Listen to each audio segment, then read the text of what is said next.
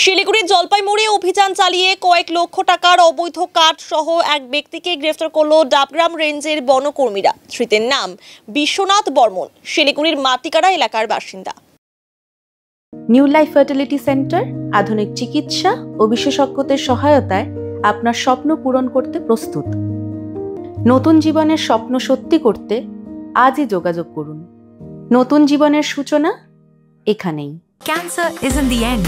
With the right care, it can be the start of a new beginning. Hope and Heal Cancer Hospital, where hope is real and healing truly begins.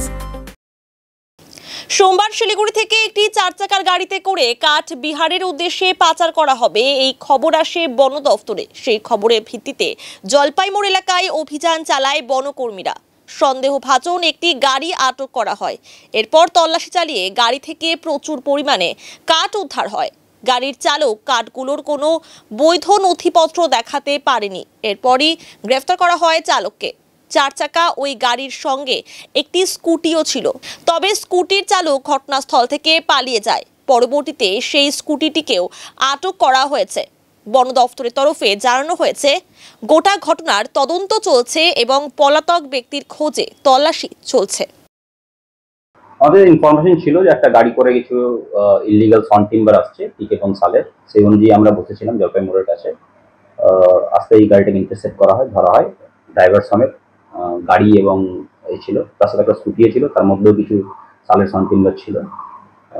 But স্কুটির driver পালিয়ে গিয়েছে, but আমরা identify করতে পেরেছি। এটা এখনো পর্যন্ত করা যায়নি, বাট দার্জিলিং মোড়ের সাইড থেকে আসছিল আর কি। যাওয়ার জন্য বলতে হয়তো বিহারের দিকে যাচ্ছিল।